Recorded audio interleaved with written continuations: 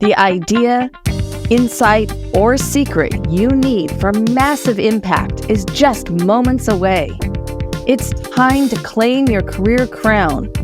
The podcast where business owners and entrepreneurs share the keys to the kingdom to help you open the vault to your greater success.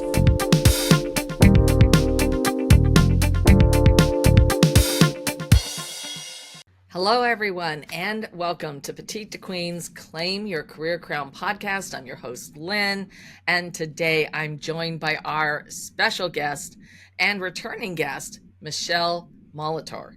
And today we're going to be talking about 7 practical steps to overcome perfectionism and gain confidence. You know, for many people, perfectionism holds them back from achieving their goals. And that's why this episode is so vital and so important. And if you get a ton of value in this episode, I would love to invite you to subscribe because it costs nothing to subscribe. Now, Michele is a trailblazer in personal transformation, utilizing her expertise as a transformational coach, clinical hypnotherapist, let me get this right, Michele, speaker and author. Her work intentionally addresses the pervasive mental health crisis we face today.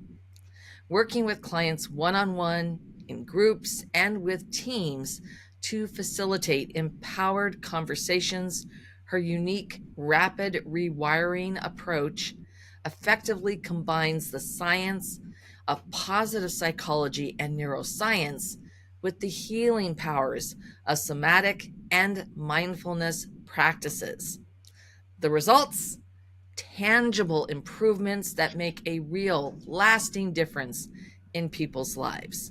Michele, I am so thrilled to have you on the show today. It's great to have you back. Well, thank you so much, Lynn. It's delightful to see you again, and thank you for having me on the show. I'm excited to be here.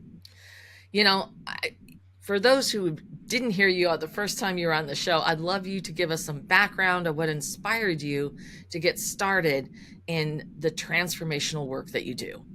Sure. So I had a 10-year career as a graphic designer and creative director in web development, and I got bullied out of that career once upon a time. And because of that, I discovered this new thing called career coaching about 24 years ago now. And in the process of being coached, I was like, oh, this is the work I'm supposed to be doing. So I pivoted my career. I got trained and certified and have been coaching professionals for over 23 years. And all along that journey, I've become quite the learning junkie. I love to learn about what makes us tick as human beings and what gives some people confidence and other people not confidence, where we get stuck and how do we get unstuck. And about 7+ years ago, I discovered a really powerful mode of hypnotherapy that was life-changing for me. So I, again, added a new level of mastery to my toolbox and have incorporated hypnotherapy and somatic therapy and mindfulness into my rapid rewiring methodology to help people literally release the emotional junk from their trunk that they're tired of carrying around and reset their nervous systems for greater peace of mind and well-being. Oh, that's amazing. That's absolutely fantastic. And so obviously that leans into toxic perfectionism. And I really want to touch base about how do you define that? You know, what is it? And how does it show up, you know, in your life, at work, in your business? Absolutely. So perfectionism is a trauma response, actually. When at some point in our lives, we weren't good enough and we decided, some part of our brain decided, I better be perfect in order to be liked, to be loved, to be safe, right? And so we develop these habits over time, and there's a level of perfectionism, which you might think, well, what's the big deal? But we qualify toxic perfectionism as when it becomes overwhelming in your life, where you're spending way too much time trying to make something perfect, or you get stuck in procrastination mode, not even putting things out into the world. And so it's all about, how do we dial that back to a place of striving for excellence, where of course, we want to do good work and we want to do good things in the world, but not to the detriment of our health and our well-being. So this idea is what was the premise of the new book that I co-authored, that was published earlier this year, called I Am Perfectly Flawsome: How Embracing Imperfection Makes Us Better, with my co-author Tom Collins. And in it, we talk all about how do we overcome perfectionism and all the different places that it does show up, whether it's your relationships or in the workplace, or keeping you from putting that good work out into the world because you feel like, oh, it's not good enough, it's not ready yet. And so you just hold back and then you never launch. Yeah. No, I absolutely hear what you're saying. And I have this phrase that I use all the time, that I'll say, well, I've got a humility square in it. It's not perfect. On Monday, I ended up making a mistake in my Go High Level version that I used, for email. And I sent everybody on my list an email, which I was like, okay, well, yeah, that's the worst. Well, that happened. It's like, all right, well, whatever, let it go. But, it was like, what the heck? And I did want to figure out what happened, why it happened, and then fix it moving forward. But when you're working with people who really have this toxic perfectionism, I know that you have 7 practical steps or tools that you apply. How do you put this in place? How do you help people overcome this toxic perfectionism? Absolutely. Well, the first thing is starting with self-awareness, is becoming aware of the perfectionistic habits and attitudes that you have, and how is it getting in your way? What's it causing in your life? Is it causing you excess stress, overworking, overgiving, over people pleasing, just to be perfect, to be like, to feel enough in the world, right? So start with that. That's the first one. The second one is learn from your mistakes, right? You sent out an email, whoops, that happened. Okay, now I know what not to do next time. And having compassion for yourself, right? That's number 3. Practice self-compassion. I love that you were like, okay, the world will not come to an end because I made a mistake. And it's a really interesting thing, because people think, oh my God, the world is going to crumble. No, it won't, right? So be kind to yourself. Number 4 is setting realistic goals, right? As a recovering perfectionist, thank you, I used to set really high, lofty goals, and then either I didn't achieve it, or even when I did achieve it, I kept moving the bar. So there was never a pause for celebration or recognition of what I had achieved. So by dialing down the goals so that they're more bite-sized chunks, you can celebrate them a little bit at a time. And here's what happens when you do that. You get a little hit of dopamine in your brain. And so the more you do it, the better it feels. The better it feels, the more you do it. So you're building new habits of being in action in a good way that's healthy and not overtaxing your system. Number 5 is celebrate your progress, right? It's really important to do that, whether they're big, hairy, audacious goals or little tiny baby steps that you're making every single day towards those goals. As you do that, as I said, you're retraining your body and your mind to encourage you in that direction on a regular basis. Number 6 is limit social media. Now, this may or may not seem obvious, but the research shows that social media has created such a toxic perfectionism um, mindset for folks, especially our young people. The statistics are frightening. 25 to 30% of teenagers ages 12 to 19 suffer from maladaptive perfectionism. So step away from your screens, unfollow pages that trigger you in your perfectionism. Like, don't even let yourself go there, right? No one's life is perfect. As much as we like to show that our life is perfect, it's like, no, it's kind of messy out here, right? Yeah, exactly. It's a highlight reel. Right. People are posting about, the highlights, not the lows. Exactly. I love here. Let me show you how crappy my life is and how miserable I am. No one wants to look at that, right? We can turn to the news for that, right? And then the last one, number 7, is incorporate mindfulness and relaxation techniques into your daily habits. When you just take time to pause and breathe, right? Allowing yourself to ground, get present with yourself, then all the swirl of it has to be just so can start to quiet. And in that quiet space, more clarity emerges on what you really need to be doing or where you really need to focus your attention more than less so that it's not having a negative impact on you.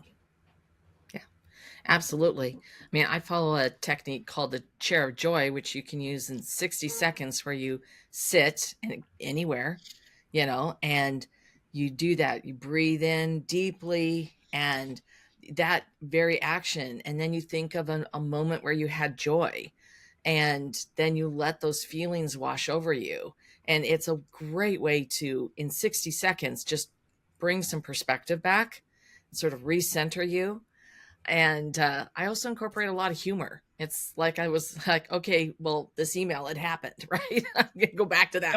And it's like, okay, well, I'm actually gonna talk about that. It's like in a new in my email, I send out several emails a week anyway, but it's like, you know, it's like a funny story. I'm gonna make it into a funny story. And it's those humility squares, all the imperfections that make us so amazing. And I love that you are really an expert at helping people find ways to be perfectly flawsome. Yes. But I really would love to hear how, I mean, you went through all the steps that you use, but why is it a challenge for many people to really embrace that concept of being perfectly flawsome? That's such a great question, Lynn, because I love the idea that we are all flawed and awesome all at the same time. It's like it gives you full permission to be like, this is just me. This is my authentic self. Quirks and all, stumbly bits falling over my tongue, whatever it might be, right? And what I found is when we allow ourselves to be our authentic selves, to be vulnerable and just share that, right? Just like you're going to share with your emails, it makes us more relatable to other people. Yeah.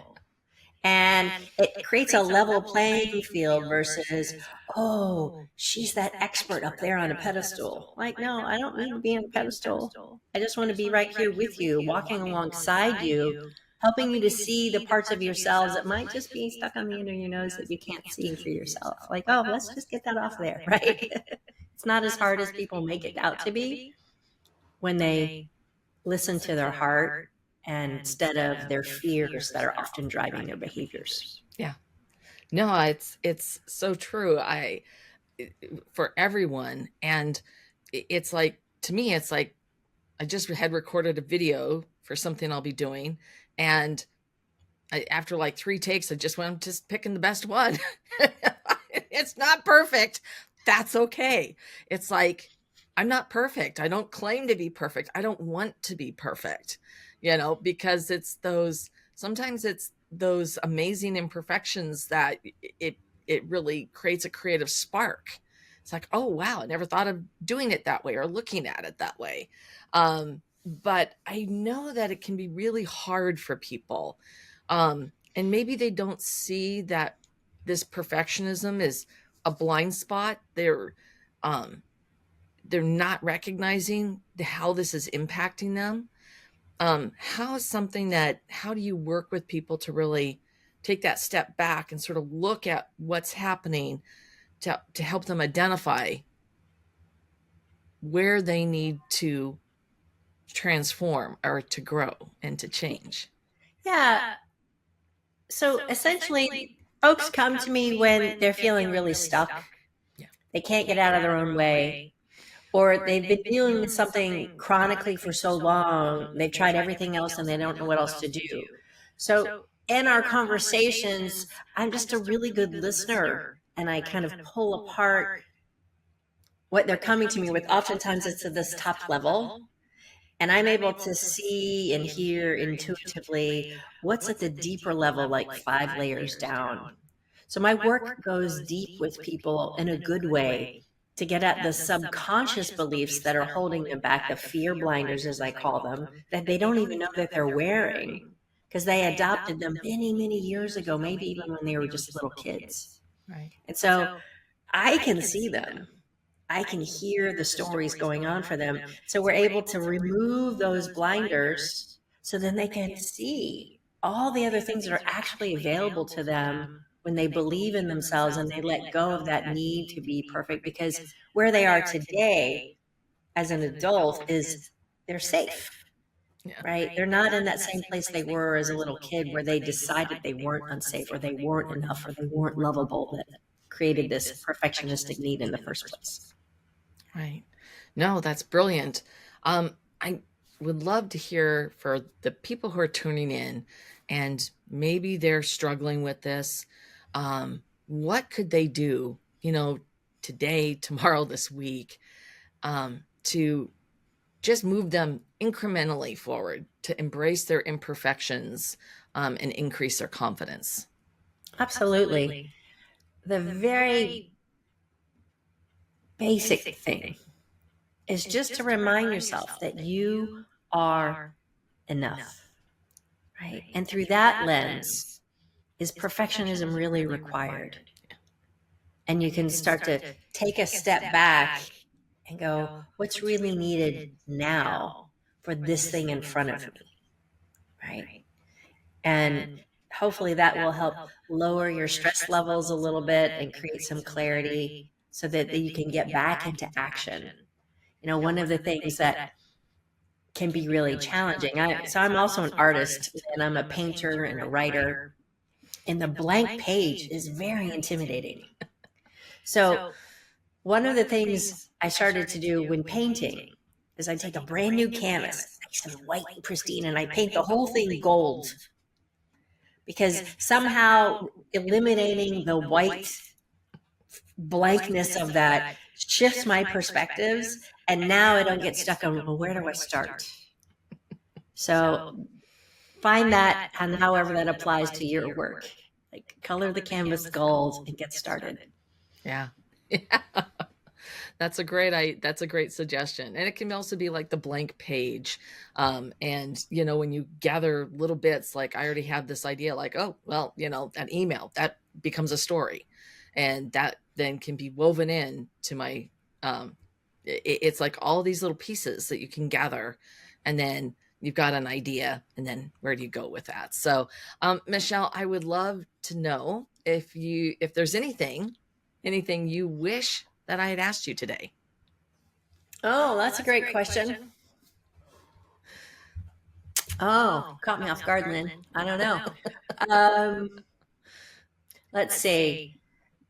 What's the best way to give yourself self-love? So if you're asking me that question, that's such a great question, Lynn. Thank you. Is to really take time out for you, to carve out a place to create that moment of sanctuary, of silence, of reprieve from all the other stuff in your busy world. I read a post yesterday from a friend and mentor of mine, and she basically said, we all have to know how many spoons we have each day. How many spoons do we have of stuff to give of ourselves to other people? And you may wake up and not feel so great, and you're like, I only got 5 spoons today. Or it might be a 10-spoon day, right? So be mindful of how many spoons you have and how much of yourself you're giving away, and where you need to reclaim your energy to create that sense of pause and create some greater self-love, so you can continue to give your light and your gifts to the world. Yeah, that's brilliant. Absolutely brilliant. So thank you, Michele. I love that last piece of advice for the self-love. And thank you for sharing 7 practical steps to overcome toxic perfectionism and gain confidence. I loved all 7. I am so down with that. And I know that our listeners are going to want to know more about where they can connect with you and find out more about you. Absolutely. Of course, you can find me on all the social channels, from LinkedIn to Facebook to Instagram, at Rapid Rewire, but you can always go to my website, which is michelemolitor.com. All right, brilliant. And we are going to have all of Michele's links right below. So she's one click away, along with her new book, I Am Perfectly Flawsome. And thank you so much. And to our listeners, thank you for joining us today. We're so glad that you came. This has been a wonderful, wonderful discussion. There's so much value in the discussion today with Michele. And finally, Michele, thank you so much for sharing your wisdom and your heart with our audience. Oh, my sincere pleasure, Lynn. Thank you so much for having me back. What was your biggest takeaway from this episode? I would love to hear about it. It's important to share the things you love. If you loved this episode, a 5-star review really helps keep the podcast coming to you regularly. Also, if you want to get more sales strategies to grow your business, make sure you subscribe right now. If you want to get results even faster, I invite you to download my sales strategy checklist at petitetoqueen.com/checklist. This has been Lynn Whitbeck, host of Claim Your Career Crown. I'll see you next time